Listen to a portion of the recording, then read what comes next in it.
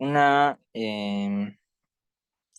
anomalía que hay en el intestino delgado a nivel del ileum, ¿ya?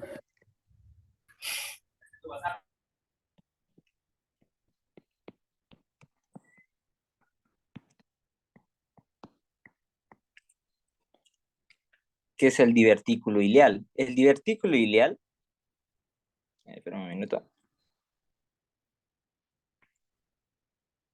o también se llama de Meckel, ¿ya? Es una anomalía, ¿ya? Una anomalía, ¿dónde está? Anomalía congénita. ¿Dónde va a estar?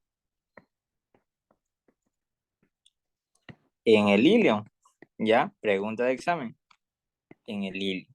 Y lo que esto es una anomalía congénita en el que como no cierra por completo el cordón umbilical, ya esto puede generar eh, lo que es obstrucción intestinal, ya obstrucción intestinal,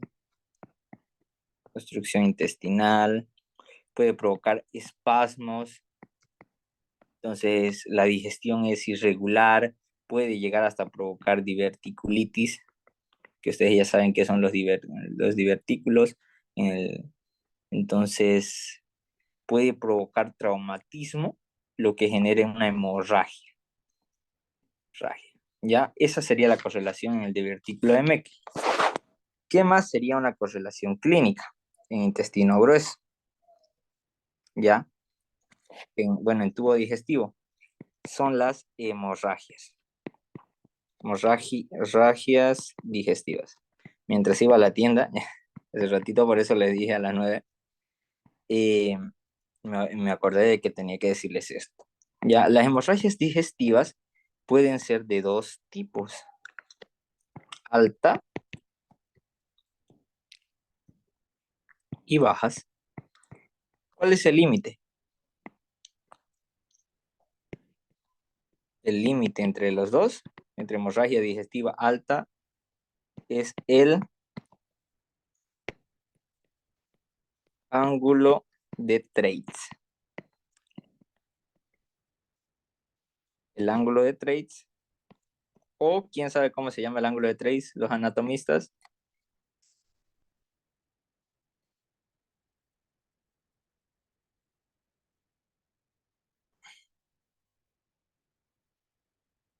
Todavía Están no. muertos los anatomistas. Le, ¿Qué pasó?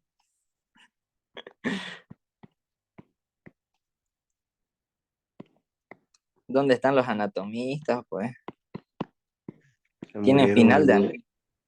se murieron el viernes. Pero sí, ¿estuvo fácil o estuvo difícil ese examen? A ver, a conciencia. Estuvo Fácil difícil, suena. así.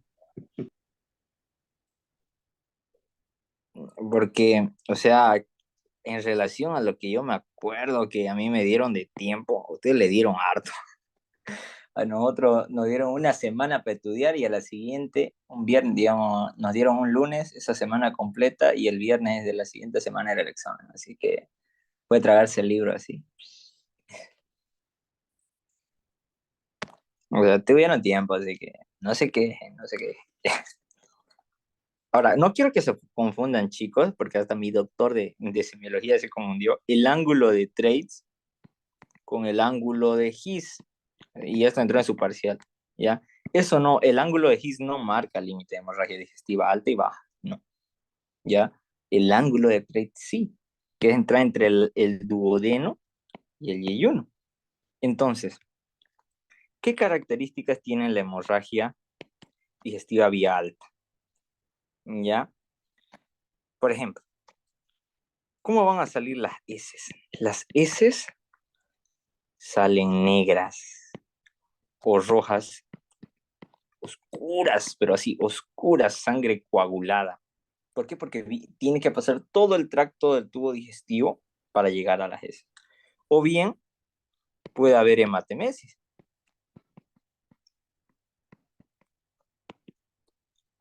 Puede haber vómito, puede haber vómitos con sangre, no puede, el paciente prácticamente escupe sangre. ¿Y causas de esto cuáles serían?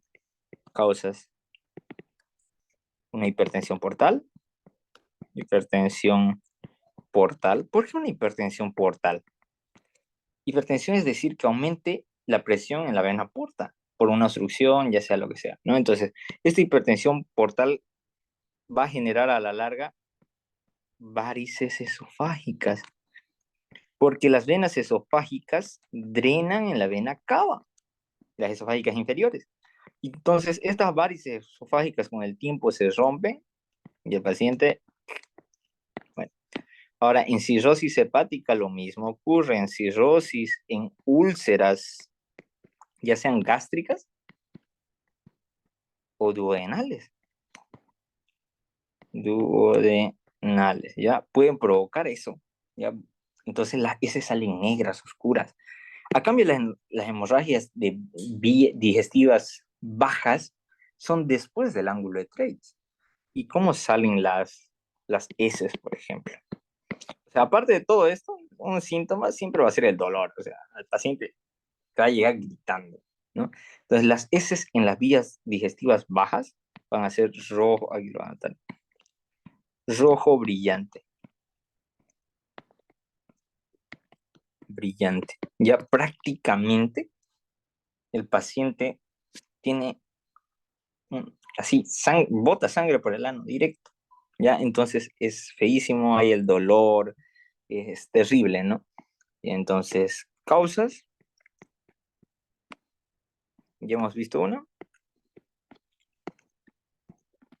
hemorroides, la más común, hemorroides, ¿ya? Puede ser una causa el divertículo de Merkel, ya puede ser una causa. Ya las hemorroides es la principal, generalmente ahora en cáncer, ya en neoplasia se abrevia CA, cáncer de colon, ya suele ocurrir esto en Chagas, cuando hay un megacolon y ese revienta. Ya en el Chagas suele afectar el intestino grueso y llega a ser una rotura y hay hemorragia y el desastre. Entonces, hay diversas causas que puede llevarte a esto, ¿ya? Por ejemplo, una amebiasis, que es parasitosis, ¿ya?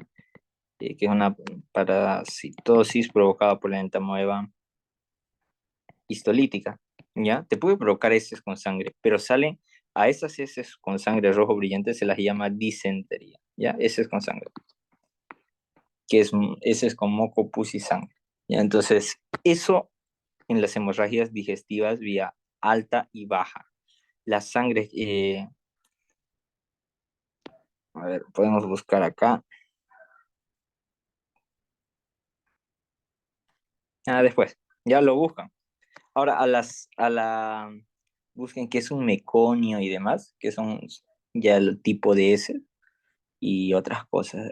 Cómo es la sangre así mismo, cómo sale con el paciente esa sangre. Ya eso como correlación clínica de digestivo 2 que me había olvidado decirles que es muy importante. Ahora sí, iniciamos con el meollo del asunto que es intestino grueso. ¿Ya?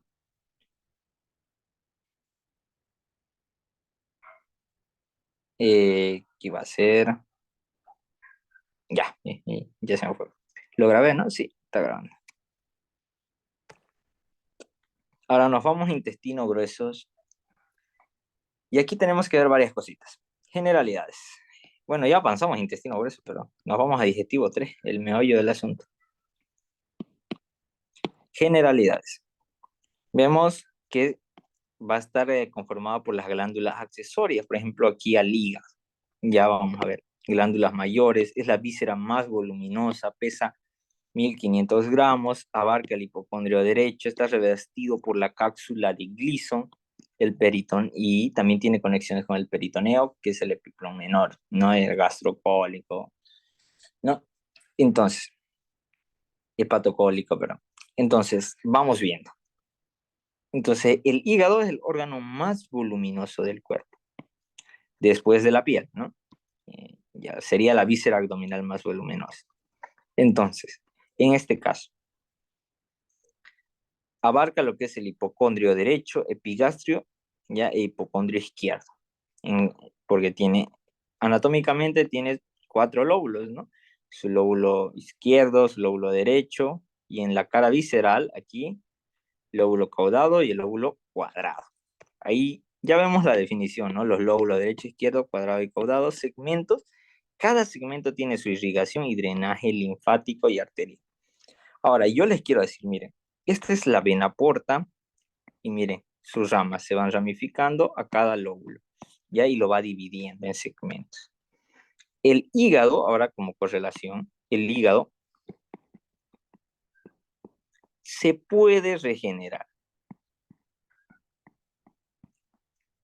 ¿ya? Es decir, tú le sacas el lóbulo derecho y lo donas a otro paciente. Y ese otro paciente recibe el lóbulo derecho. Y de este lóbulo derecho nace un lóbulo izquierdo del hígado.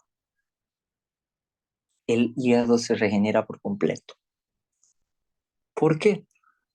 Porque cada segmento tiene su propia irrigación. Ahora, tiene abundante irrigación. Hace falta un buen segmento que esté bien irrigado para que esto ocurra y tiene que haber todas las condiciones. Pero si el paciente toma soda, bebe alcohol, fuma y todo lo demás, y le da trabajo al hígado, no le da tiempo al hígado de regenerarse. Entonces, ¿qué hace el hígado? Ya no se regenera, se repara. Y si se repara, ¿qué genera? Fibrosis. Y una fibrosis es depósito de colágeno. Después esta fibrosis ya no solo se hace, sino que se calcifica, ya con el calcio, con el exceso de lípidos. Entonces se calcifica. Después también ya se destruye, se necrosa y se hace lo que es la cirrosis hepática. Entonces, hay varios procesos. También hay la inflamación del hígado, que es la osteohepatitis, ya, osteohepatitis, o el hígado graso, esteatosis hepática se llama. Entonces, todas estas son alteraciones del hígado. Pero ¿qué es lo importante? Que tenemos que saber que este órgano se regenera. Ahora, su irrigación, eso puede que se llegue a preguntar. Su irrigación. Y esto por anatomía igual se las deben saber. Su irrigación nutricia y su irrigación funcional. ¿Quién da la irrigación nutricia al hígado? La vena Sistema porta. porta. Vena porta. ¿Por qué? Porque va desde el intestino delgado, mesentérica superior e inferior, con la esplénica, se junta la vena porta y llega, ¿no? Al hígado. Le da los nutrientes y oxígeno, ¿no? Le da prácticamente digo los nutrientes nada más, ¿no? Okay. Ahora, la irrigación funcional, ¿quién lo da? La arteria hepática. La La arteria. arteria hepática. La arteria hepática le da la sangre oxigenada, le da el oxígeno. Pero ahora yo les digo, tiene abundante irrigación. Si yo ligo la arteria hepática en una cirugía cuando hay una obstrucción, cual sea la cosa y la patología, y yo necesito sí o sí cauterizarla, cierro la arteria hepática, ¿el hígado se necrosa o no? Es decir, ¿se muere el tejido o no? No, ¿Qué? porque la vena transporta un 80% de que va a llegar y la arteria Ajá, solamente un 20% nomás. exacto. Entonces, ¿qué es lo que pasa? La vena porta va a suplir eso. Y además, ¿qué se va a generar? Irrigación colateral. O sea, no solo la arteria hepática me da la irrigación funcional de oxígeno, sino también otras. Se puede extender, hay ramas a veces anómalas de la gástrica izquierda que llega a fusionarse y generar nuevos vasos que conecten y hagan que haya irrigación en el hígado. Ya la rama gástrica izquierda a veces, así en su libro de Rubiere mismo lo dice, ¿no? Suele llegar a dar de forma muy inespecífica como circulación colateral a la rama derecha, a la arteria hepática derecha. Le suele llegar a dar. Suele dar origen a eso como circulación colateral, es decir, cuando no hay la arteria hepática, ¿no? Entonces, el hígado se salva por cualquier medio, sí o sí, ¿ya? Por la irrigación nutricia y además porque genera irrigación colateral. Es decir, de otras ramas van a surgir nuevas arterias que van a suplir esa función, o esas arterias se van a extender hasta llegar al hígado y van a suplir la función de la arteria hepática. Por lo tanto, el hígado puede regenerarse y además no va a ser. Ahora, pero si yo corto a la vena porta a la esplénica, por ejemplo, y la cauterizo, ¿pasa algo con el hígado o no?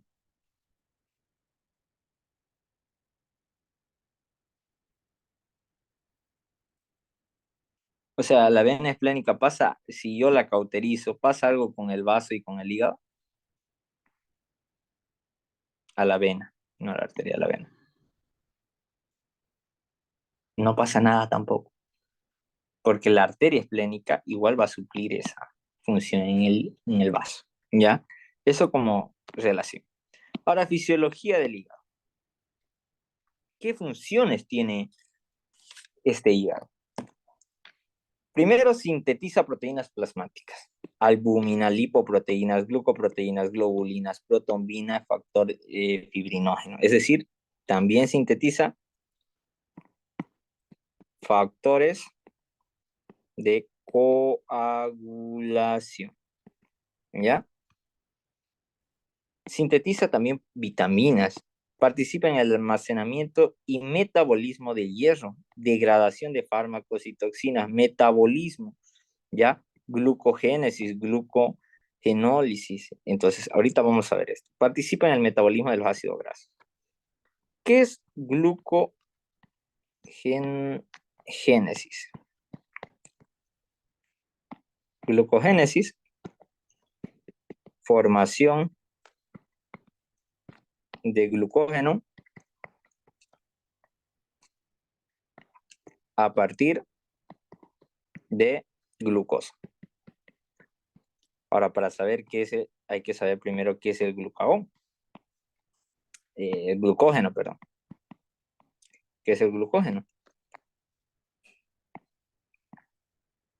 Conglomerado o conjunto, podemos decir, de moléculas de glucosa. Es decir, la glucosa se junta y tantas glucosas se juntan y me forman el glucógeno. Entonces, el glucogénesis es el proceso en el que hay formación de glucógeno a partir de glucosa, ¿ya? Pero también, miren, vemos el término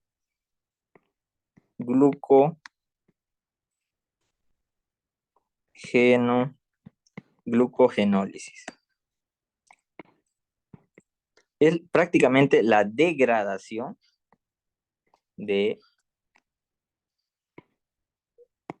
perdón, sería la, no, sí está bien, degradación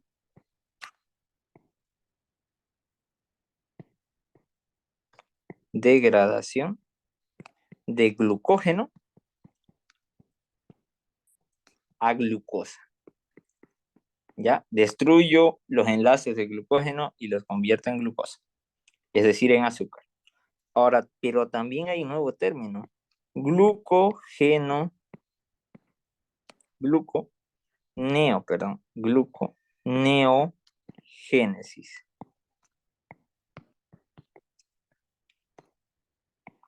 Gluconeogénesis. La gluconeogénesis, ¿ya?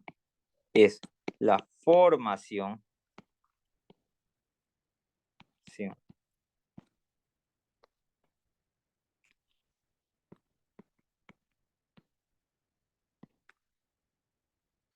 de glucógeno a partir de compuestos que no sean azúcares. Es decir, a partir ya no de glucosa, sino de qué? De ácido láctico, de las proteínas y de los lípidos. a través de los lípidos, a través de la beta oxidación de los ácidos grasos. Entonces, yo adquiero energía a partir de esos tres procesos, de la formación de glucógeno, que funciona como reserva, por si acaso, como reserva de energía de glucógeno. Entonces, cuando no desayunamos, ¿qué se libera? El glucógeno, libera esa glucosa del hígado. Después, o sea, para que se libere eso, ocurre la glucogenólisis, la degradación de glucógeno a glucosa.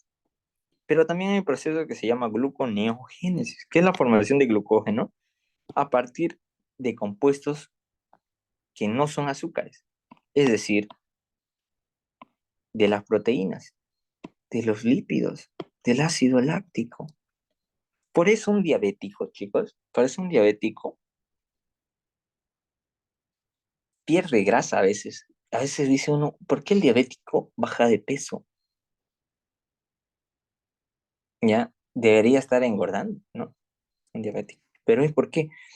Porque como hay resistencia a la insulina, se estimula gluconeogénesis, ¿ya? Llega a ocurrir la gluconeogénesis en los brazos y en las piernas, pero no en el abdomen, ¿ya? Ocurre en los músculos. ¿Qué pasa? Se degradan los músculos para convertirse en proteínas y de las proteínas formar glucosa. ¿Por qué? Porque como no hay insulina y no se absorbe la glucosa, no se utiliza la glucosa que ya hay, ¿no? Entonces utilizamos glucosa a partir de las proteínas, usamos al ácido láctico, a los lípidos, entonces esto es lo que va a suceder, ¿ya? Entonces aquí vemos almacenamiento y metabolismo del hierro, degradación de fármacos. Entonces, esto es en el metabolismo de los lípidos. Después también el colesterol y de los lípidos, ¿ya? Así que esas son las funciones. Pero también tiene una función endocrina, ¿ya? Que es secreción de bilis, sales biliares, conversiones metabólicas, absorción intestinal, conversión de la vitamina D, la tiroxina, la hormona del crecimiento, la insulina y el glucagón, ¿ya? Lo metaboliza ahí, por si acaso. Irrigación ya lo vimos, ¿ya? Organización estructural. ¿Cómo está organizado el hígado? Y ahí esto es muy importante. Tiene su parénquima, su estroma, sus sinusoides, que son capilares, y vamos a ver lo que es el espacio perisinusoidal de Dis, ya que eso para mí sería parte. Ahí.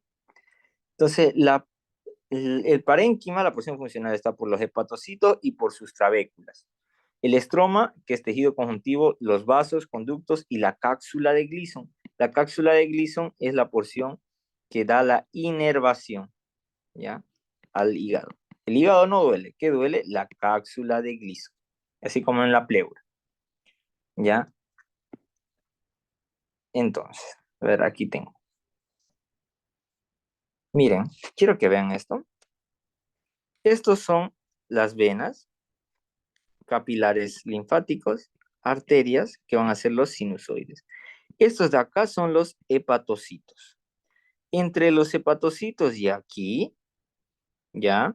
Y ahí sí va a haber un pequeño espacio. A ese se le llama el espacio perisinusoidal de Dis.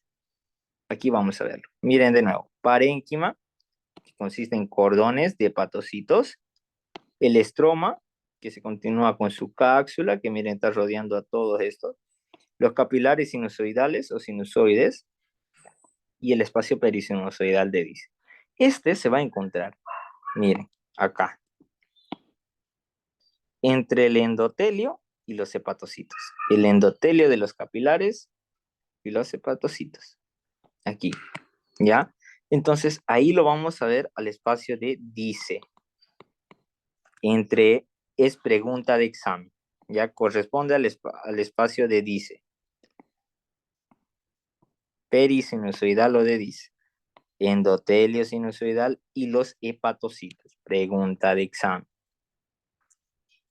¿Ya? Pues miren aquí otra vez. Es el lugar por el cual hay un intercambio de materiales entre la sangre y los hepatocitos. ¿Por qué? Porque los sinusoides tienen grandes poros que permiten la circulación. Además, ¿qué tienen en lo que es el parénquima, aparte de los hepatocitos? Se dice que también tienen a las células de Kupffer, ¿ya? que son macrófagos. Ya que son los macrófagos, que pertenecen al sistema fagocítico mononuclear. ¿Ya? Pero también hay estas células, aparte de las de Kupffer, hay las células de Ito. ¿Qué son las células de Ito? Son células vacuoladas que tienen una función. Bueno, se llaman células de Ito o estrelladas también. Almacenan vitamina A. ¿Ya? Eso también. Ahora también vamos a ver otros, ¿ya? Ahorita vamos a ver todo eso. Entonces tienen inclusiones lipídicas.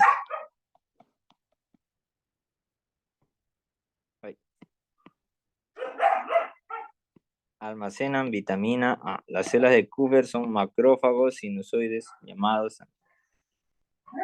Ahora, entre los espacios de los hepatocitos encontramos las trabéculas de Remar, ¿ya? Entre los hepatocitos. Entonces, a estas de acá llamamos trabéculas de Remar. Y entre los capilares y el otro encontramos al espacio perisinusoidal. Por ejemplo, miren, aquí hay un espacio perisinusoidal. Espacio perisinusoidal. O de Dice, ¿no? Es mejor el de Dice, más fácil. Ya, eso sí. Ahora, quiero que veamos a los hepatocitos ya de una vez. El hepatocito tiene como fórmula de poliedro. Ya puede ser como un hexágono, algunos dicen como pentágono. Yo le digo mejor hexágono, ¿ya? Entonces tiene esa organización estructural. En su centro, quiero que vean, ¿ya? Bueno, listo. En su centro tiene a la vena central. Ya lo vamos a ver ahorita, vénula terminal. Entonces, eso en su organización estructural, pero también lo dividimos en lobulillos, ¿ya? Y para estudiarlos hay lobulillos clásicos, ¿ya? Lobulillo clásico, el lobulillo portal, ¿ya? Y el acino hepático.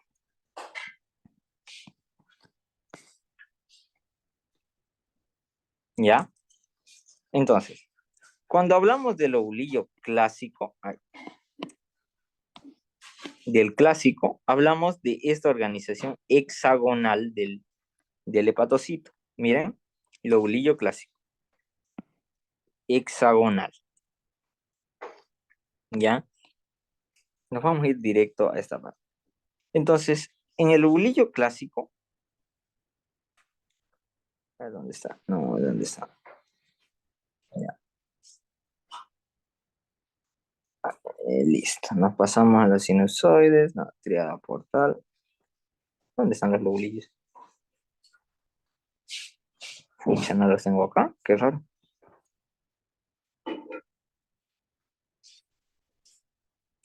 Qué rarillo. A ver, ¿dónde está? Si lo tenía las zonas. No me digas, no, no, no, no, no me digas. Ya ni modo. Vamos a tener que hacerlo.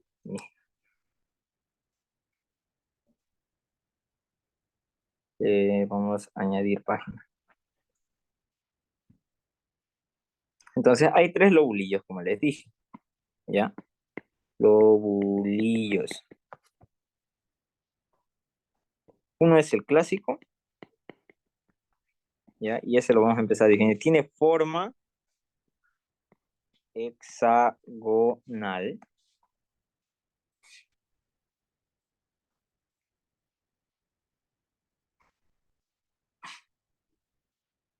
Espérame un minutico. Ya, tiene forma hexagonal.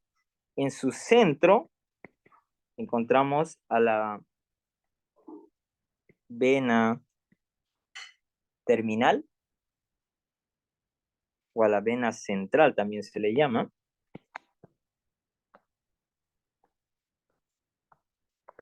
Ya, clásico, el lobulillo clásico.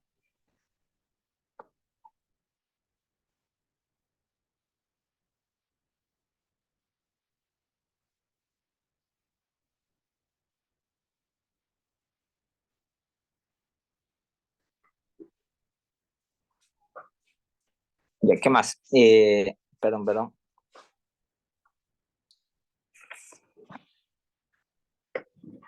Es el más bonito para estudiar, ¿ya?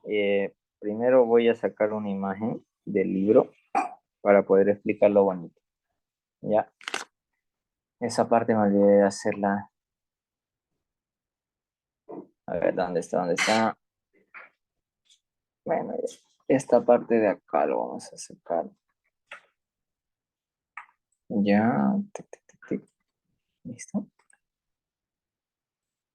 Luego paso el Telegram. Ya. Espérame un minuto, así se los explico bien y ya no estoy copiando cada rato.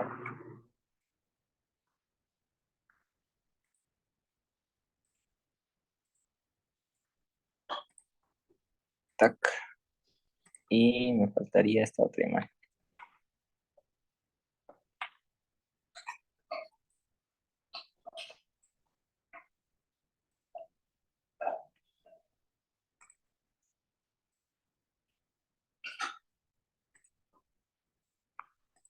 Lista esta otra imagen. Y creo que me falta unita más. Esta. Para que se vea bonito.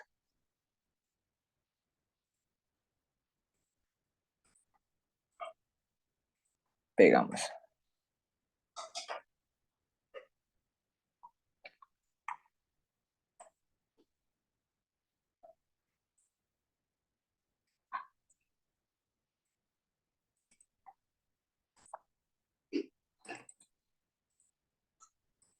Listo.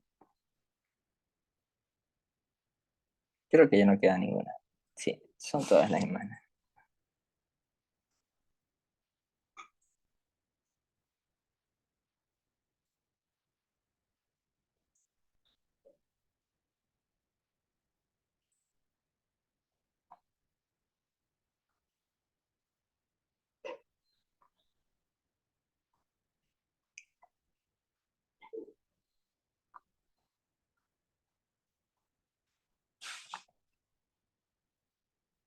Ya. Ahora sí les paso. Hago esto de acá. Ay, ¿qué? ¿No llegó? Qué raro. Sí, ya llegó.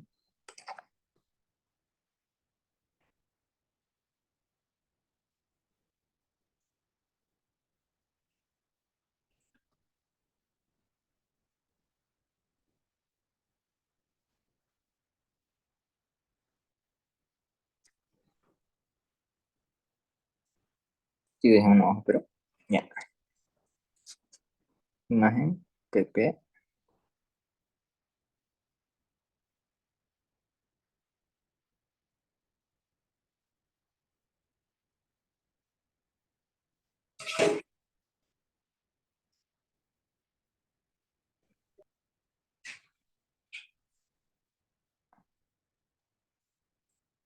Ah, y nada más. Eso sería. Ahora sí, continuamos rapidito. Entonces tiene una forma hexagonal. En el centro, miren, quiero que vean. Aquí, por ejemplo, está el ovillo clásico. En el centro tiene a la vénula terminal. En sus extremos va a tener lo que se llaman, ¿ya? Los espacios portales, ¿ya? A ver, vamos a hacer. Espacio, área, área o conducto portal. Pero el conducto portal abarca todo esto. Miren, esto de acá, esto, esta área, todo, todo lo que está rodeando al hepatocito, ¿ya? Todo lo que está dentro de lo que es rojo abarca el área portal, por si acaso, ¿ya? Entonces, esto es el área portal. ¿Cómo lo definimos al área portal?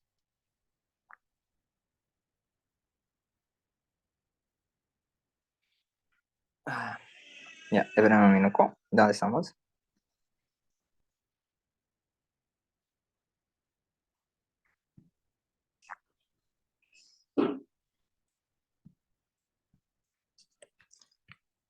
Estamos el espacio portal o también se llama, según el doctor Iriarte, que le gusta llamar Kiernan, ¿ya? Esa es una pregunta del doctor Iriarte. El espacio, área, conducto portal o espacio de Kiernan, lo llama él, ¿ya? Entonces, este espacio portal o de Kiernan está dada por lo que es un espacio, ya, que está dada por los hepatocitos, ya,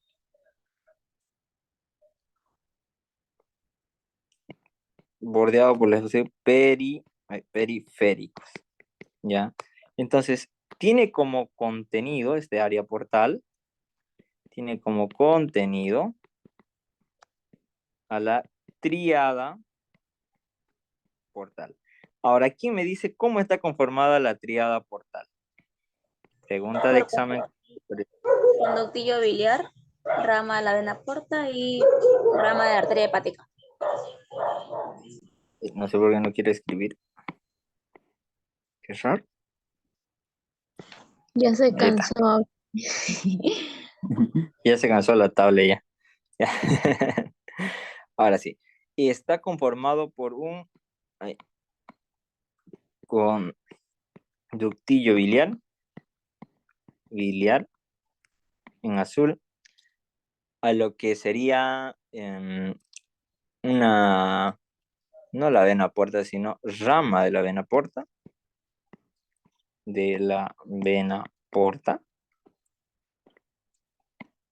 y igual ramas de la arteria hepática, ¿ya? Entonces, así está conformado el área portal. Entonces, entonces está ahí. Tiene tejido conjuntivo laxo, por si acaso, ¿ya? Tejido conjuntivo laxo que lo rodea. Entonces, está entre eso. Además, este tejido conjuntivo laxo se dice que se va a continuar con la cápsula de Gleason o cápsula hepática. Entonces, todo esto de acá, todo esto de acá es la tríada portal.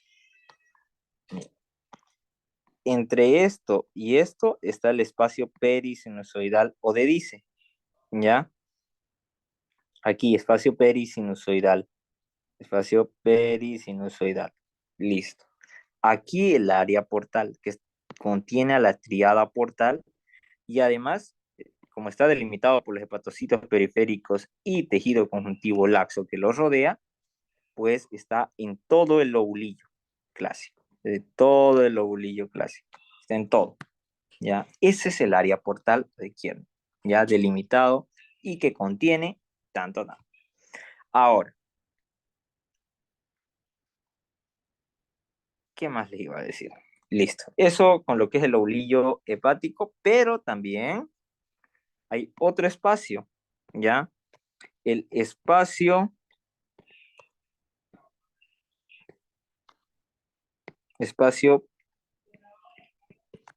periportal o de May. Ya pregunta de examen. Ya, es un espacio entre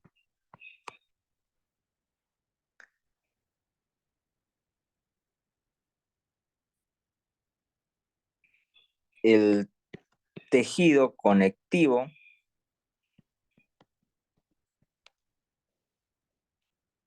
del estroma y los hepatocitos.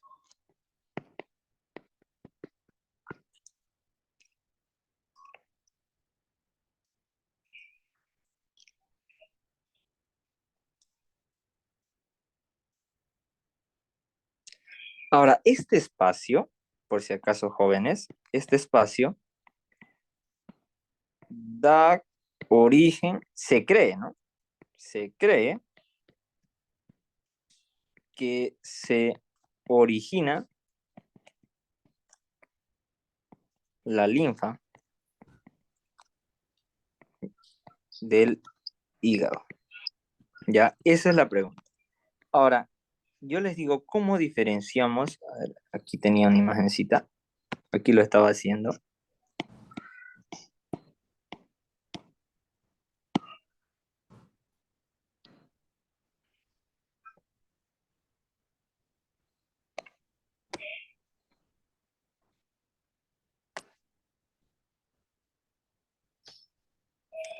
¿Cómo diferenciamos del espacio portal de Kiernan, el espacio perisinusoidal de Mal o aquí el espacio de Dice o perisinusoidal? ¿Ya? Entonces, el espacio de Dice está entre el endotelio y hepatocitos. El espacio portal de Kiernan está en los vértices, pero está entre los delimitado limitado por los hepatocitos periféricos y tejido conjuntivo laxo del estroma. Pero dice, a cambio el periportal está entre el tejido conjuntivo del estroma y el hepatocito. Sí. Pero esta es una pequeña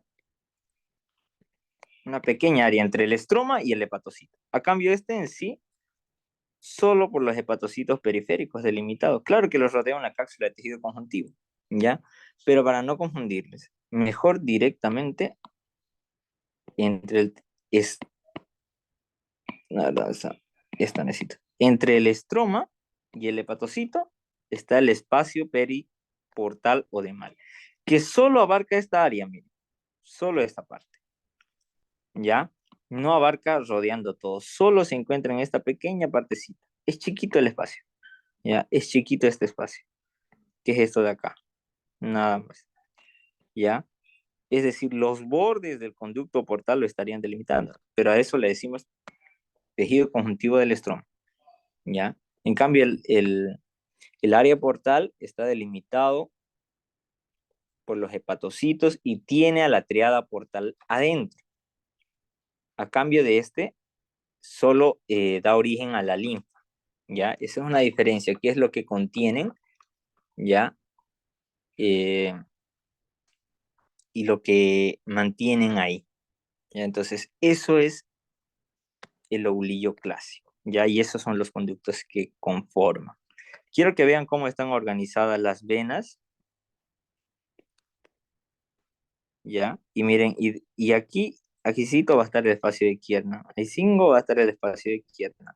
Entonces, por eso se dice entre los hepatocitos y el estroma. Miren, entre el hepatocito y el estroma, ahí sí va a estar el espacio periportal o de Mal. Solo ahí sí, ¿ya? A cambio, el área portal sigue todo esto. Entonces, está delimitado por los hepatocitos periféricos y además tiene como contenido a la triada portal. Eso en el lobulillo clásico, ¿ya? Pero también hay el lobulillo portal. Este es más fácil, ¿ya? Esto lo vamos a copiar este de acá.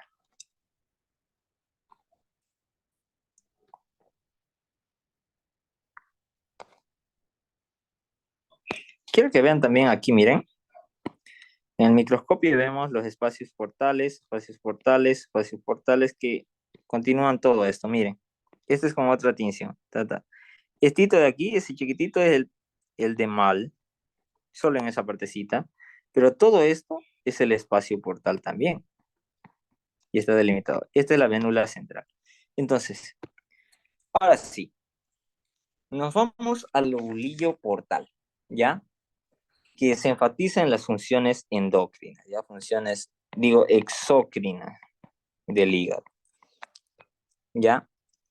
Entonces, su límite, ¿ya? Es decir, representa la secreción de bilis, perdón, ¿ya? Sus límites son los vértices de los lobulillos, prácticamente son la triada portal del lobulillo clásico. Es decir, ¿cuál es su límite? La triada portal. Miren, quiero que veamos. No, estoy mal, perdón. Como, a ver, ya me chipé.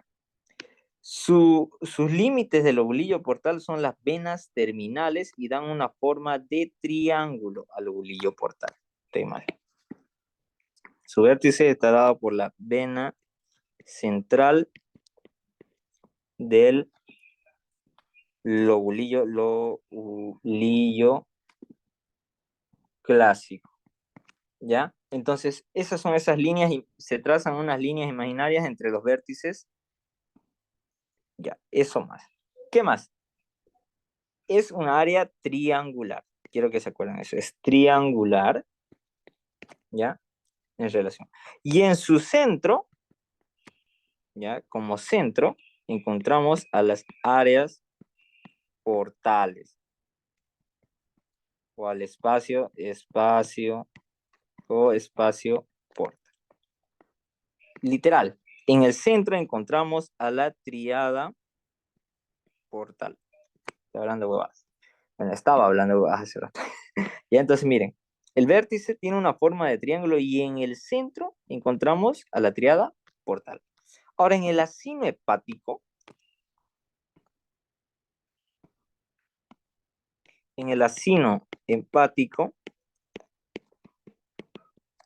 ya, en el acino hepático, sus límites, bueno, del acino hepático nos va a demarcar las zonas de irrigación y perfusión, fusión sanguínea, ¿ya? Para el acino hepático. Es decir, ¿cómo está delimitando? ¿Ya? Tiene una forma romboidal y además es la unidad funcional, ya se la cree como la unidad funcional del parénquima hepático. Listo. ¿Cómo están sus límites? ¿Ya? Lo podemos dividir como un eje menor y un eje mayor. El eje mayor, bueno, primero vamos a iniciar con el eje menor. El eje menor está dado por las triadas portales y el eje mayor está dada por las venas centrales.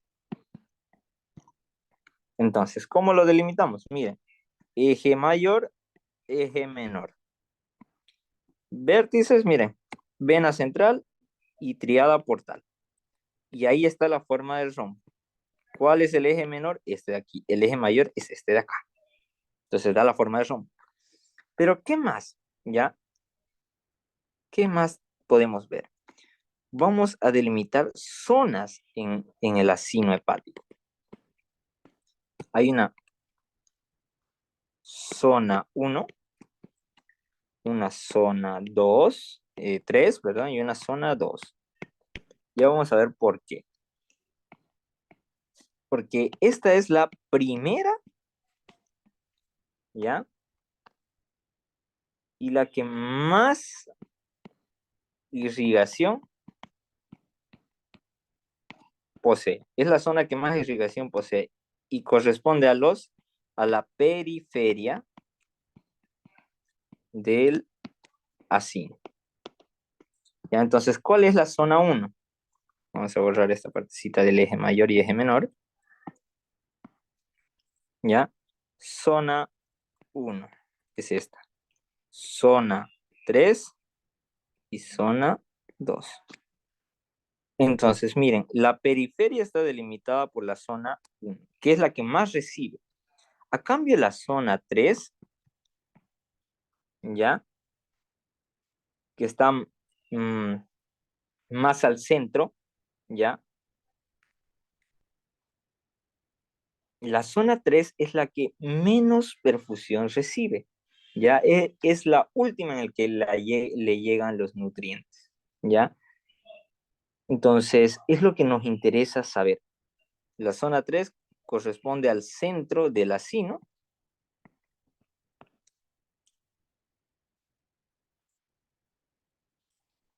¿Ya? La última en recibir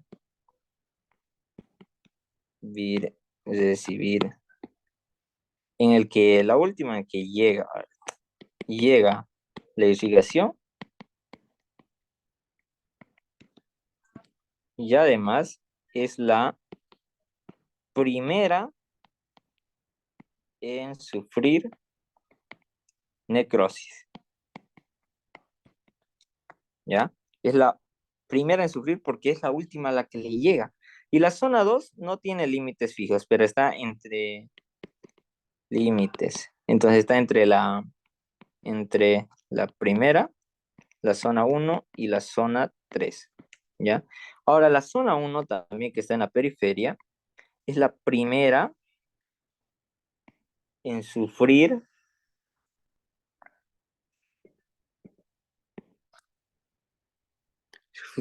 cambios morfológicos.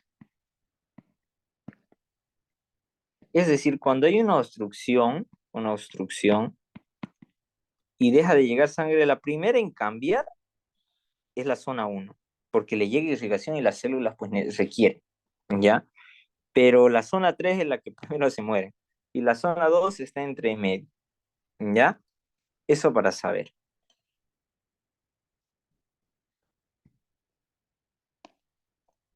Eso con los acinos. ¿Quedó alguna duda, jóvenes? Miren, zona 1, zona 2 y zona 3.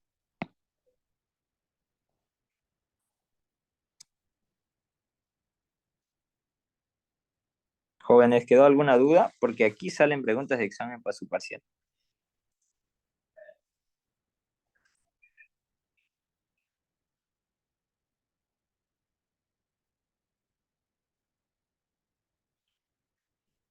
Creo que no. Listo, entonces. El sábado, bueno, a ver, voy a tratar de ver qué día de pasito, la verdad. Va a estar difícil, pero el repaso lo haría un domingo antes de su parcial, pero para la pregunta del doctor y no para mí, así que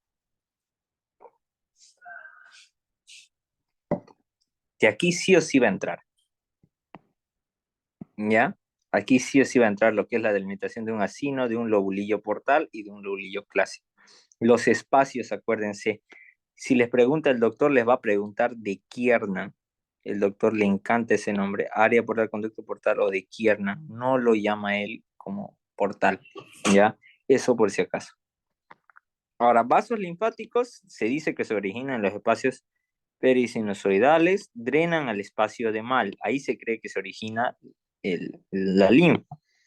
Los capilares linfáticos están en la triada y todo drena el 80% al conducto torácico. ¿Ya? Esto ya lo habíamos visto, la triada portal. Entonces, 75 es por circulación portal y 75 es por irrigación sistémica de la arteria hepática. ¿Ya? No se olviden ahora. Después de esto, miren, se van a originar unos pequeños conductitos de linfa. Esos conductitos de linfa se llaman conductos de Herring, perdón, donde va a circular la bilis. Ya es el primero. Ahora aquí yo lo aumenté, miren, entre el tejido conjuntivo del estroma y los hepatocitos se cree que es donde se origina la linfa, el espacio de Mal o periportal de Mal. Ese es principal, le van a preguntar. Ahora, los hepatocitos se presentan el 80%, tienen núcleos grandes, esféricos, algunos se dicen que son binucleados, ¿ya? Miren, binucleados en un 30%, vida media de 50%, presentan muchas vellosidades. Producen la bilis, proteínas, degradan fármacos, toxinas, xenobióticos, que es todo aquel compuesto ajeno, ¿ya? Forman cordones, su citoplasma tiene abundantes mitocondrias, lisosomas, aparato de Golgi y lo que me interesa, peroxisomas, ¿ya? ¿Cuál es la diferencia entre un lisosoma y un peroxisoma? El lisosoma tiene enzimas hidrolíticas, requieren de moléculas de agua, se hacen ácidos. A cambio, los peroxisomas tienen enzimas oxidativas. Por ejemplo, la catalasa, que degrada el peróxido de hidrógeno, ¿ya? Lo degrada, lo deshace porque el peróxido de hidrógeno es tóxico. Además, el retículo endoplasmático liso tiene a lo que se llama el citocromo P450, ¿ya? Este citocromo, ¿ya? En el retículo endoplasmático liso, degrada sustancias tóxicas, los inactiva, ya inactiva, los hace solubles para que se puedan eliminar. Entonces, el citocromo tiene una gran participación en la maquinaria bioquímica, ¿ya? Ahora, también se le llama ergastoplasma al retículo endoplasmático rugoso, por si acaso. Presenta inclusiones, y esta es pregunta de patología con el doctor Sangüesa, ¿ya? Inclusiones citoplasmáticas de estos hepatocitos. Glucógeno, lípidos y lipofusina. Y esta lipofusina se acumula en los lisosomas. El glucógeno podemos detectar mediante la tinción de Paz y los lípidos a través de la de Sudán. Ahora, los sinusoides, ya hemos visto, ustedes ya han visto, aquí estaría el espacio periportal de Mar. La triada portal, que serían ramas de esta rama, ¿ya? Que está ahí. ¿Cómo identificamos? Vemos que hay epitelio cúbico simple en el conducto biliar, plano en el de la arteria, y en la vénula es la más dilatada. Así lo reconocemos fácilmente.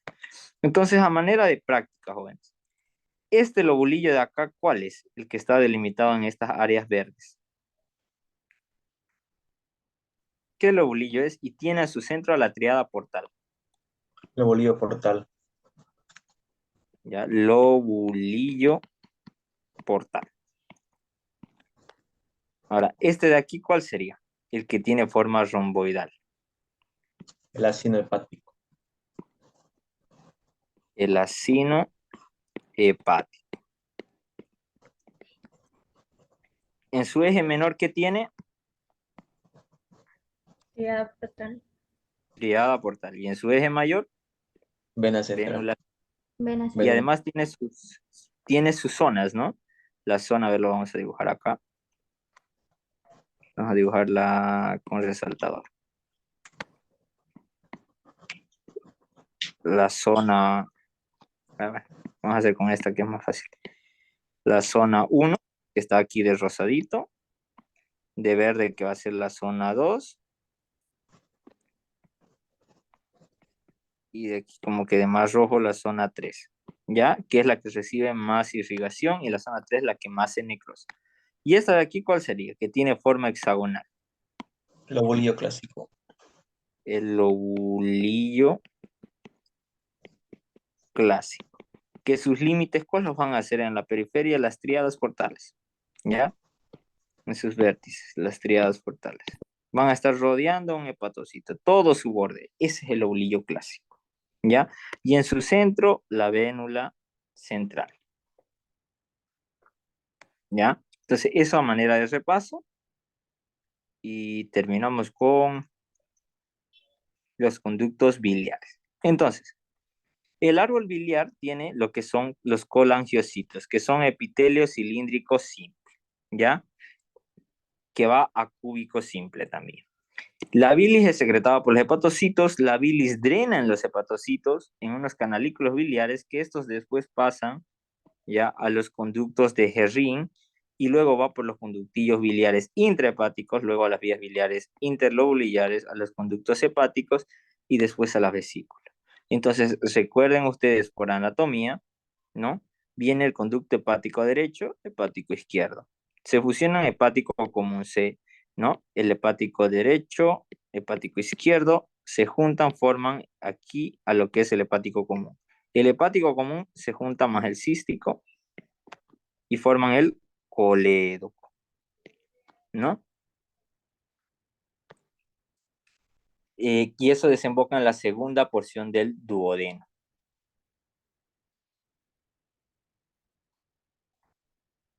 Ahora, una cosa. Nosotros tenemos que saber las porciones del colédoco por anatomía. Supraduodenal, retroduodenal, detrás del duodeno, retropancreática, detrás del páncreas, e intraparietal. Ya son 4. Ahora, en la intraparietal, quiero que se recuerden, desemboca en la papila mayor del duodeno. ¿Ya? Pero a veces hay una depresión en el 50% de los casos, y esa depresión donde desemboca el colédoco se le llama ampolla hepato pancreática o de Bater. Eso en un 50%, no siempre. Es decir, en la papila duodenal mayor llega, pero hay una depresión. Esa depresión se llama ampolla hepatopancreática o ampolla de Bater. ¿Ya? Por si acaso. Entonces aquí está lo mismo, ¿ya? Cómo llega a drenar a las vías biliares. ¿Hay alguna duda en hígado?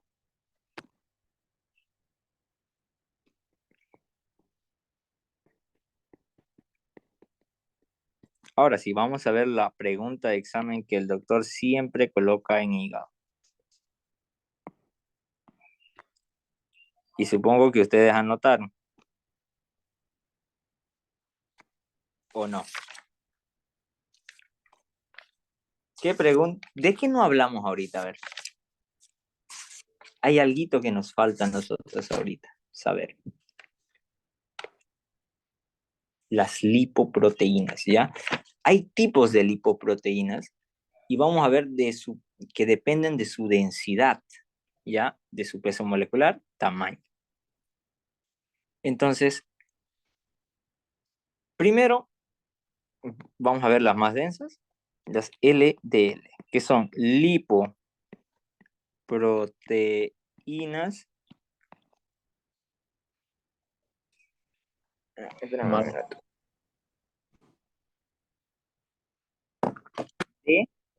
Perdón, ¿decían algo? De baja densidad, mala. Que se llama grasa mala. ¿Ya? Después vemos las HDL, lipoproteínas de alta densidad,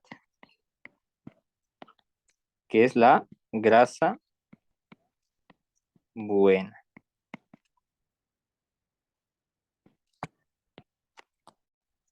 Después, no solo también vemos esas, sino también vemos las VLDL, que son las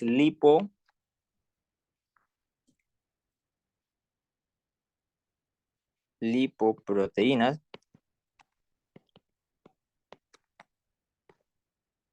de muy baja densidad. Y después también vamos a ver a los kilomicrones.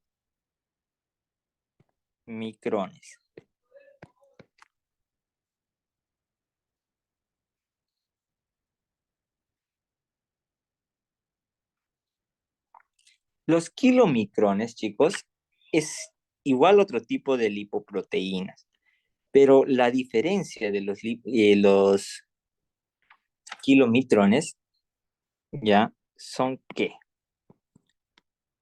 Son lipoproteínas. Lipoproteínas. Las más livianas solo están en intestino delgado, ¿ya? Y además su función es transporta grandes cantidades de grasa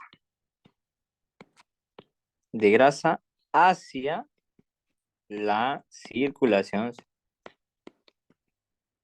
sanguínea. Es decir, primero actúan estos kilometrones. Van desde intestino delgado y lo hacen entrar hacia los vasos sanguíneos. ¿Ya? Eso hacen los kilometrones. ¿Ya? Después estarían actuando esto lo tendríamos que colocar aquí arriba. Me gusta más ordenarlo más aquí arriba. Para que sea fácil aprendérselos. Lipoproteínas de alta densidad, grasa buena. Lipoproteínas de baja densidad, grasa mala. Ahora, ¿quién sabe por qué se llama así?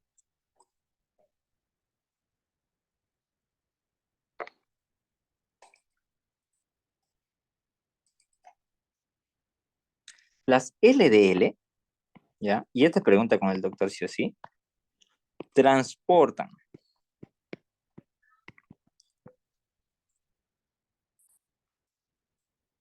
ésteres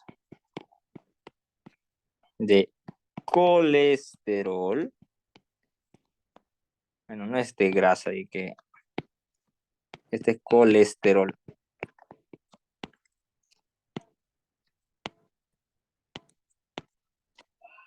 Colesterol igual, colesterol malo. Ya, transporta ésteres de colesterol, ya, desde el hígado hacia órganos periféricos. Es decir, por ejemplo, lleva el colesterol, por ejemplo, a los vasos sanguíneos. Y si los vasos sanguíneos acumulan colesterol, ¿ya? Y luego se le añade calcio, el calcio para que esto se fusione y se haya el proceso de calcificación en una arteria para formar un émbolo, un trombo, cualquier cosa, tiene que haber calcio, ¿ya? Con lípidos, colesterol, ya tiene que haber grasa, si no, el calcio no se puede adherir y no puede solidificar nada, sino que, por ejemplo, ustedes ponen la manteca, ¿no? Ustedes si la ponen en un sartén caliente se hace aceite, pero una vez que se enfría se hace más sólido, ¿no? Algo así es con el calcio, ¿ya? Las grasas para que se hagan sólidas y formen un émbolo graso, se llama eso, tienen que juntarse con calcio. Se calcifican y se hacen duros, ¿ya? Placas de grasa mismo, ¿ya? Entonces, esto es lo que hace.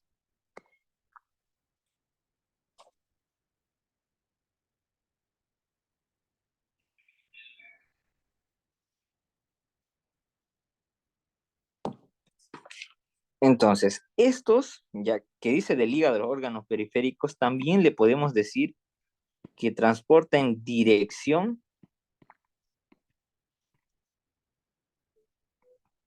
centrífuga, se llama, que es desde desde el centro, es decir, el hígado, a la periferia. Eso significa centrífuga, ¿ya? En cambio, estas de alta densidad, ¿ya? La buena transporta en dirección,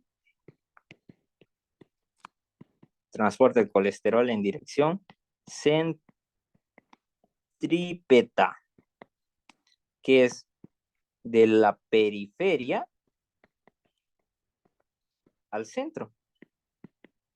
Es decir, en este caso, transporta el colesterol, de tejidos periféricos al hígado. Por eso es bueno, porque el hígado lo va a metabolizar y demás, ¿ya? Eso por si acaso. Ahora, las VLDL son las más altas, ¿ya? Las de muy alta densidad. Y estas, su función es transportar.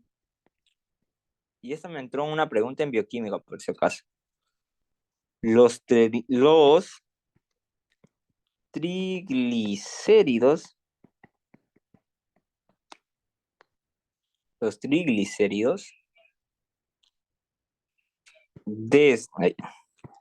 obviamente igual es malo, ¿no? Desde el hígado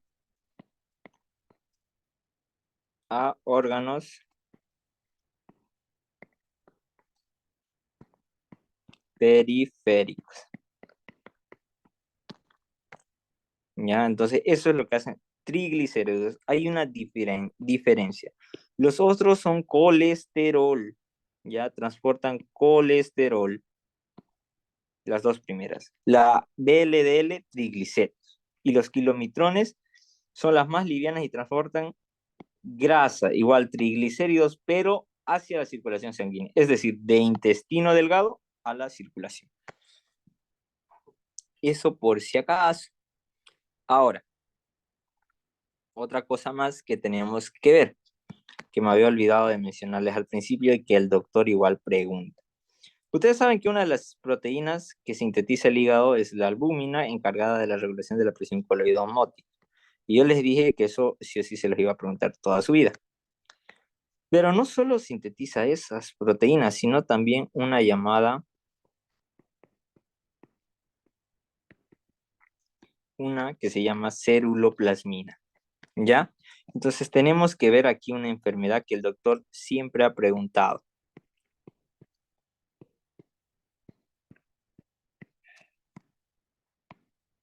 ¿Les menciono esto en su clase?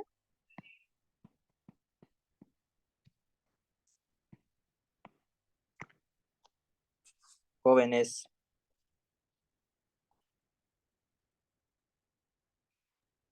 No me acuerdo. la enfermedad de Wilson, ¿no? Parece Siempre la que pregunta. Mencionó una enfermedad, no sé si era esta. Ya, esta, sí o sí, acuérdense, una enfermedad que se llama, que es, bueno, prácticamente una enfermedad genética, directa, genética. Que tiene déficit de ceruloplasmina. La ceruloplasmina, ¿ya? ¿Qué es la ceruloplasmina? Ya, es una proteína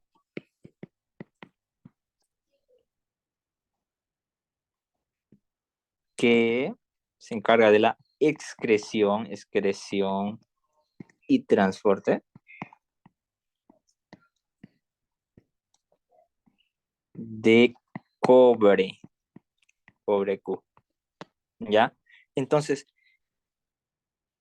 si no hay ceruloplasmina, hay una deficiencia, se acumula, hay una acumulación, una enfermedad que tiene déficit de plasmina, una acumulación de cobre.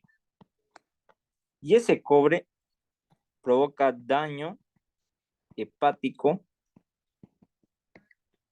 progresivo. Entonces el paciente tiene ictericia, es decir, la piel amarillenta, y hay diferentes causas de ictericia, ¿ya? Pero lo característico en esta enfermedad, es decir, patoneumónico, son daño los hepático. llamados,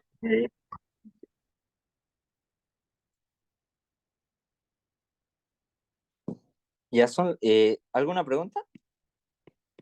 Sí, daño hepático que dijo. Progresivo. Son los anillos de Kaiser-Fleischer. Ya que es una pigmentación como que dorado, verdoso del iris, ya en una pigmentación del, ahorita les traigo una foto, por ejemplo.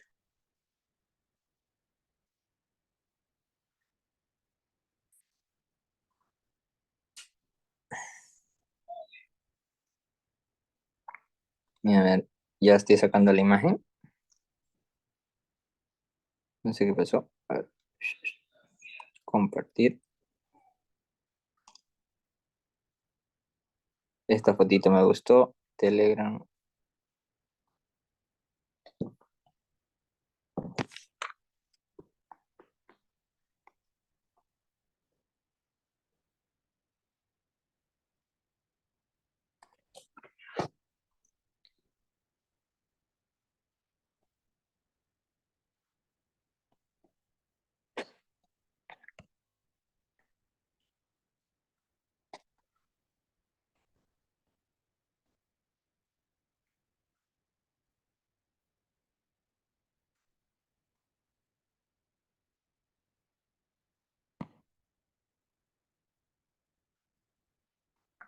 Miren, quiero que vean eso. Es la pigmentación del iris, miren, como verdoso, miren, verdoso, dorado, algunos dicen anaranjado, ¿ya? Esos son los anillos de Kay Fleischer, ¿ya? Se dice que a veces llegan a tener síntomas similares a la ansiedad. Presentan nerviosismo, sudoración, ¿cómo se llama esto? Paranoia, se puede llegar a confundir con la ansiedad, ¿ya? Genera tantos síntomas neuropsiquiátricos, se llaman estos, neuropsiquiátricos. Entonces, si no responden al tratamiento que se da un fijador de cobre con sales de zinc, estos pues sí o sí requieren un trasplante hepático, ¿ya? Pero ya no tanto, digamos, ¿no? O sea, si no responde al tratamiento, hay trasplante hepático. Entonces, esta es la importancia de saber la enfermedad de Wilson, ¿ya? Es una enfermedad genética donde hay acumulación de cobre, ¿ya? Así, en este orden, díganlo cuando, si les va a llegar a preguntar el doctor. Acumulación de cobre que provoca daño hepático progresivo por déficit de ceruloplasmina. ¿Y qué es? Una proteína encargada de la excreción y transporte de cobre. Entonces, una acumulación de cobre. Característico, los anillos de Kay Fleischer, ¿ya? Hay ictericia, síntomas neuropsiquiátricos y demás, ya por si acaso. Puede tener insuficiencia hepática por el daño hepático, ¿ya? Entonces, todo eso que va involucrando.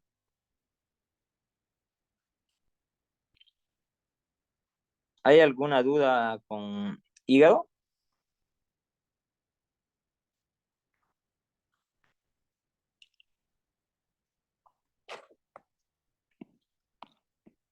Entonces, miren, aquí vemos lo que es las placas. En hígado es fácil identificarla porque no hay otra disposición más del hígado así estrellada, los cordones hepáticos, las células de Kupffer son más alargadas. Es difícil identificarlo así, pero es fácil identificarlo porque ningún otro órgano tiene esta disposición, ¿ya? O sea, uno se graba la imagen de una, ¿ya? Ahora, además tiene el conducto espacio portal, donde encontramos a la triada portal que está conformada por la rama de la arteria hepática, vena afluyente y el conducto biliar interlobulillar. ¿Cómo lo identificamos? Esta tiene epitelio cúbico o cilíndrico simple. Esta tiene epitelio plano, que es muy difícil de ver, plano simple. Y este es la más dilatada, es la más grande. Una vena tiene mayor luz. Entonces, si nosotros vemos, ya, aquí está la vena, ya, y tiene eritrocitos, la vena porta tiene eritrocitos, más que en el capilar, ¿no? Entonces, ¿cómo identificamos? La vena tiene hartísimos eritrocitos, porque ustedes saben la irrigación que da la vena porta. El conducto, la arteria que tiene epitelio plano simple, miren, y el conducto biliar que tiene epitelio de cúbico a cilíndrico simple, y este es cúbico simple, ¿ya? Que es el conducto biliar, ¿ya? Entonces, Ahora nos vamos a vesícula biliar. ¿Hay alguna duda de hígado?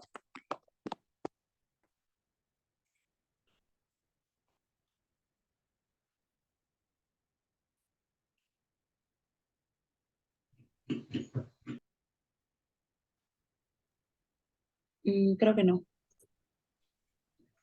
Ya, vamos entonces. Vesícula biliar. Este es lo más fácil, hermano.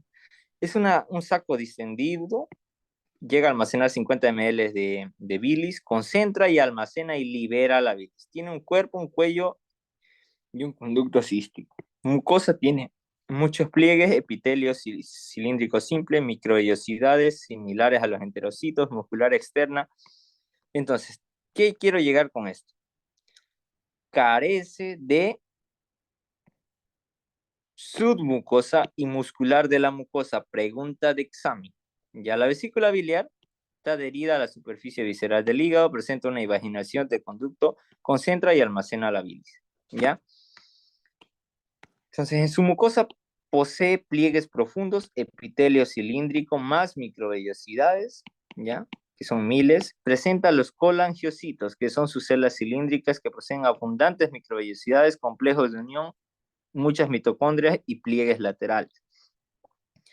Ahora, tiene una lámina propia donde hay capilares fenestrados, carece de vasos linfáticos, fibras de colágeno, tiene fibras elásticas, tejido conjuntivo laxo y glándulas tubuloacinares que secretan moco. Pero también tiene serosa cuando es revestida por peritoneo. Recuerden que la cara, ¿cómo se llama esta? La cara externa de la vesícula biliar, su cara superior, está con serosa y la cara interna, que está en contacto con el hígado, tiene adventicia. Ya, eso es anatomía. Ahora, la muscular externa tiene fibras oblicuas y longitudinales. Además, está estimulada por la colecistocinina, que estimula la contracción, y por la acetilcolina, que estimula la liberación, ¿ya? De lo que es la vesícula biliar. Ahora, miren, quiero que vean, este es el epitelio, este de acá es la lámina propia, que va a estar debajo, todo esto es la lámina propia, y también vamos a encontrar una muscular de la mucosa, ¿ya? Y aquí miren, digo, no hay muscular de la mucosa, entonces encontramos aquí a la muscular. Entonces, pregunta de examen, carece de submucosa y muscular de la mucosa. Entonces, ¿qué tiene? Epitelio, lámina propia, músculo liso, serosa y adventicia, dependiendo de su cara. ¿Ya? Ahora, vamos a la placa histológica. Tiene mucosa, cilíndrico simple, miren, epitelio cilíndrico simple. Esta sí o sí se la voy a preguntar, ¿ya? Lámina propia. Y luego, muscular lisa, directamente, miren, muscular lisa. Y una adventicia, en este caso es adventicia. Pero lo característico son estos espacios con epitelio, a lo que nosotros llamamos o conocemos, ¿ya? Como los senos de Rokitansky-Ashov, ¿ya? Estos característicos son invaginaciones de la mucosa hacia la muscular que se da por contracción de la vesícula, por la contracción de la muscular. Es característico, ¿ya? Entonces, en todas las vesículas se va a ver, es fisiológico ver esto, ¿ya? Es fisiológico. A menos que se tomen medidas para fijar y conservar en estado distendido. Es decir, si nosotros tomamos fijaciones, hacemos una buena fijación de la vesícula para que no se contraiga esa musculatura lisa a la hora de hacer la microtomía y la placa, no vamos a ver los senos Rokitansky-Ashov si nosotros hacemos una buena fijación. Pero como no se suele hacer, es característico ver eso. Pero también cuando estas son proliferativas, es decir, vemos en gran cantidad, son una indicación patológica de hiperplasia y herniación del epitelio que predispone a inflamación crónica y cálculos biliares, ¿ya? Esos son los senos de Rokitansky-Ashov. ¿Hay alguna duda de, miren, esto igual son senos? ¿Cómo los identificamos? Porque están rodeados por epitelio completamente. Miren, cierran una luz con su propio epitelio prácticamente, como si fueran conductos. Ya, a eso se llaman los senos de Rokitansky-Ashov. ¿Alguna duda de vesícula biliar?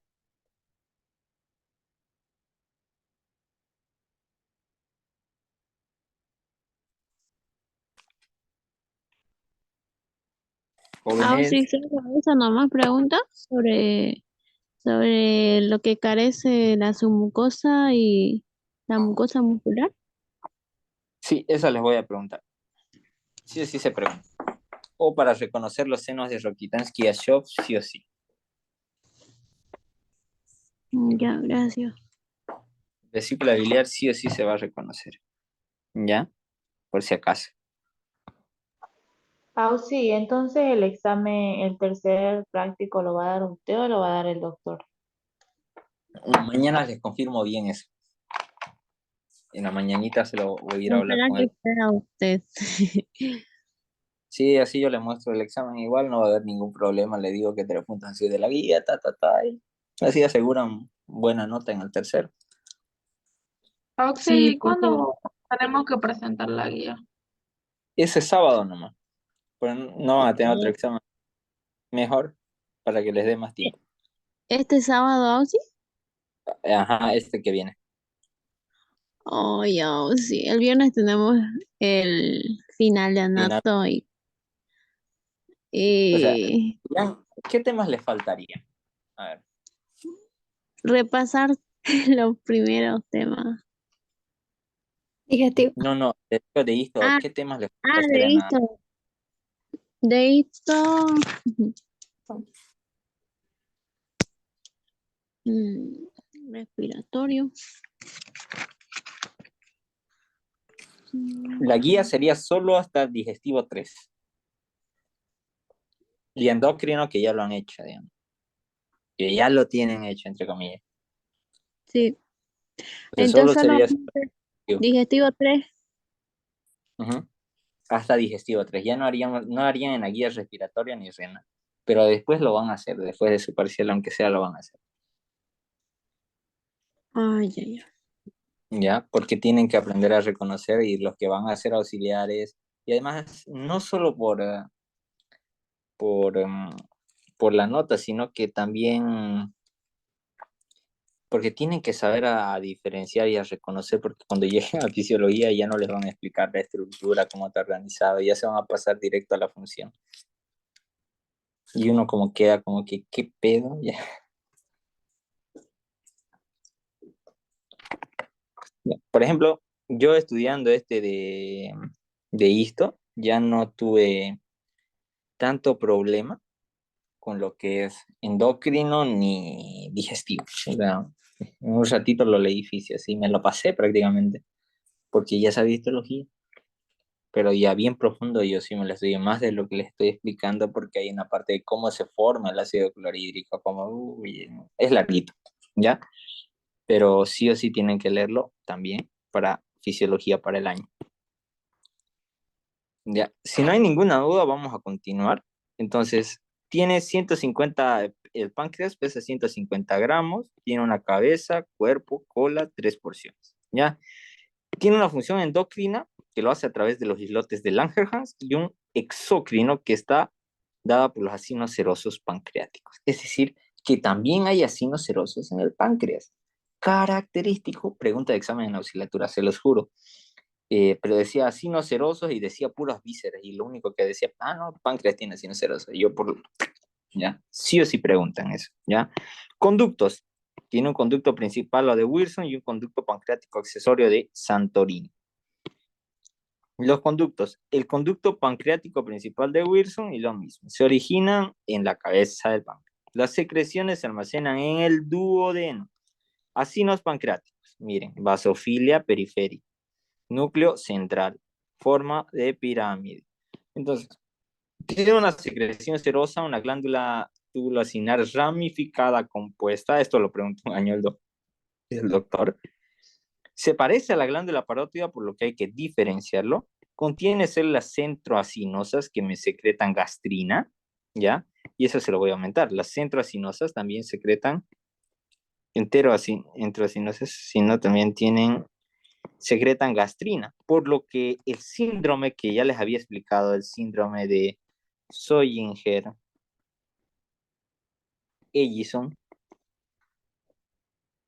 no solo está en estómago, sino también está en páncreas. También puede estar en intestino delgado. Entonces, por ejemplo, y esto a mí me salvó de una pregunta de patología, ¿ya? Miren, mencione 3 síndromes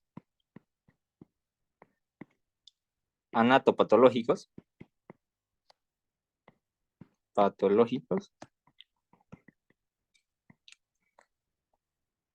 del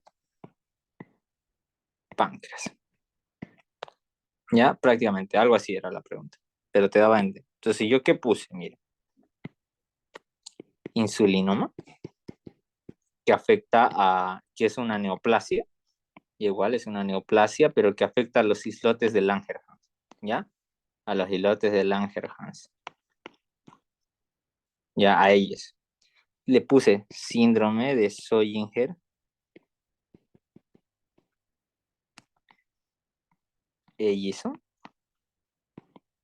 y, ¿qué creen?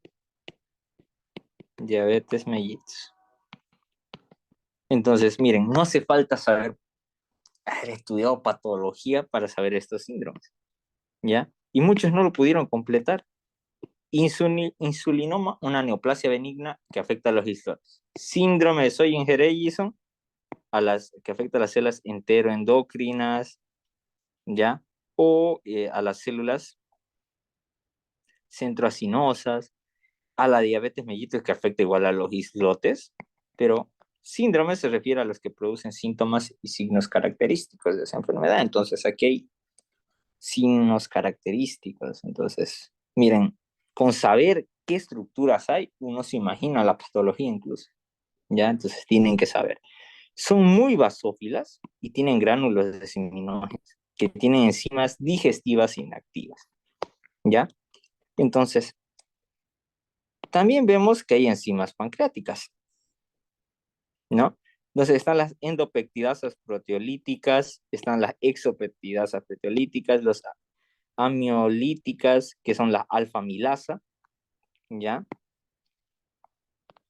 Las lipasas, que me degradan, y las enzimas nucleolíticas. Ahora también, por ejemplo, nosotros pedimos la amilasa,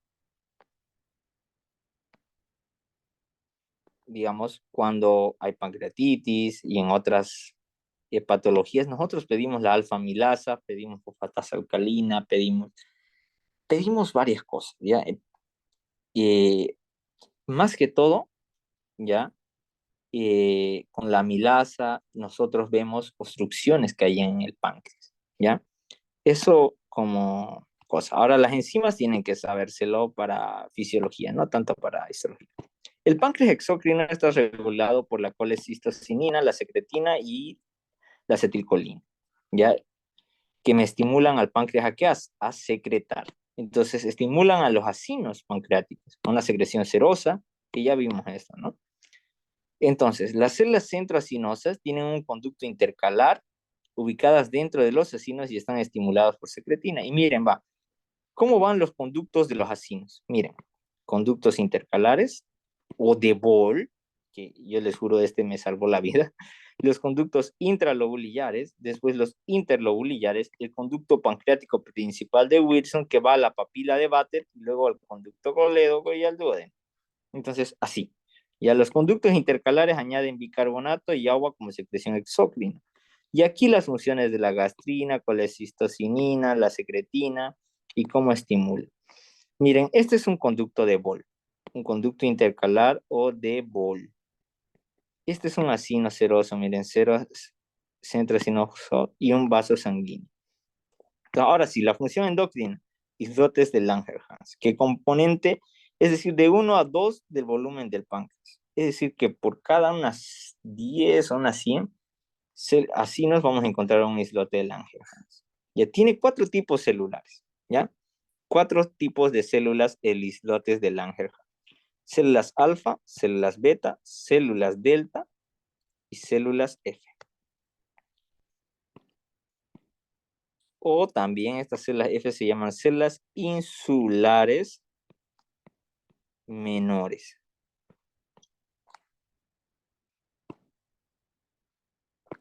Entonces está las células alfa, que son del 15 al 20%, están en la periferia y secretan glucagón. El glucagón es una hormona hiperglucemiante, inhibe a la glucosa, a la insulina, y además lo que va a hacer es estimular la liberación de glucosa al torrente sanguíneo. Después las células beta, ¿ya?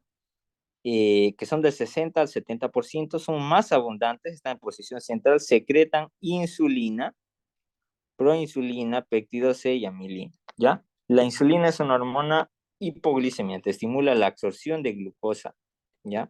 Y las células delta, que son un 5 a 10%, que están en la periferia y secretan somatostatina, que son las más grandes. ¿Qué es la somatostatina? ¿Quién me dice? Eso está mal.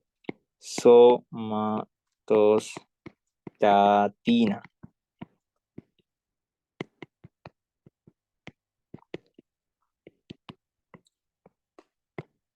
Hormona inhibidora de la hormona del crecimiento. Se secreta en dos lados, ¿ya? Páncreas y en el tálamo, ¿ya? En esos dos lados se secreta, en el hipotálamo y en el páncreas. Ya la insulina ya tiene una semivida de 6 minutos, es decir, que la mitad es una vida aproximada de 12 horas. Y en sangre transporta glucosa al músculo por 15 veces mayor, captación, almacenamiento de glucosa en el hígado, fosforilación hepática, es decir, impide la degradación del glucógeno, ¿ya? Inhibe la glucogénesis, glucólisis, diré, glucogenólisis, ¿ya? Aumenta la actividad de la glucosinasa, actividad de la glucógeno sintetasa, conversión de ácidos grasos en glucosa, aumenta la síntesis de ácidos grasos, inhibe la gluconeogénesis, aumenta la síntesis de lípidos y de proteínas, ¿ya? El glucagón no es necesario que sepan tanto, ¿ya? Aumenta la gluconeogénesis, activa las lipasas, disminuye el depósitos de lípidos, disminuye la secreción de ácido clorhídrico, aumenta la secreción biliar, aumenta el flujo a los riñones, estimula la contracción, ¿ya? Y aumenta la glucogenólisis. ¿Para qué? Para liberar glucosa. Entonces, miren, este es un islote de Langerhans. Otro islote de Langerhans, y estos son los acinos pancreáticos. Ahora nos vamos aquí a las placas. Miren, un páncreas endocrino tiene a los islotes de Langerhans, a células alfa, glucagón, células beta, insulina, células delta, secreción de somatostatina, células insulares menores, secretan péptido inhibidor gástrico, colecistocinina, corticotropina, gastrina, ¿ya? O células F también se le llama, ¿no? Entonces, el páncreas exocrino tiene a los acinos pancreáticos, que son secreción serosa, que tiene como conductos al conducto intercalado de Bol, al interlobulillar, al centro acinal y los gránulos acidófilos de Siminógeno. Entonces, la función exócrina es secreción de enzimas para la digestión y la endocrina secreción de glucagón, insulina y somatostatina principalmente. Entonces, miren, yo quiero que vean que los islotes de Langerhans son como unas islas de células más claras rodeadas de acinos serosos. Todos estos son acinos serosos, todos acinos serosos, todos estos de aquí para afuera, todos son acinos serosos. Y yo les dije que un acino seroso se lo reconoce con basofilia. No, está mal. Con basofilia basal, ¿no? Entonces, miren, ahí está la basofilia basal. Prácticamente así sería, digamos, ¿no? La basofilia basal. Entonces, esto es característico en el páncreas también. Miren, a mí me mostraron esta, me mostraron después otra imagen. Esta fue placa del oscilatorio en mi año. Y si no fuera por esta vez, no hubiera sido auxiliaria. Porque yo aseguré el teórico, como les dije. Entonces, este es el conducto intercalar. Miren, este es el acino. Sale el conducto intercalar y miren, epitelio cúbico simple. Este es el conducto de Bol. Este es un islote de Langerhans, miren. Un chiquitito, un islote de Langerhans chiquito. Y un acino seroso, miren, acino seroso. Miren, islote de Langerhans, células centroacinares. Conducto intercalar, células serosas. Entonces, miren, este es fácil de identificar, ¿no? Vemos esta isla de células claras rodeadas de acinos serosos. Y este es el islote de Langerhans. Yo, como no había visto ni una sola placa de páncreas, pues no la había entendido. Pero en la teoría yo vi un conducto similar a este, ya que está dibujado en su librito. y en Ross. Y entonces en ese libro estaba el conducto de Bol y yo dije, no, eso es páncreas. Y por teoría nomás escribí páncreas, tata, sinoceroso, islotelangelas, pero yo no lo había reconocido en sí. ¿Ya? Con eso llegamos a la parte final de digestivo 3. ¿Alguna duda, jóvenes?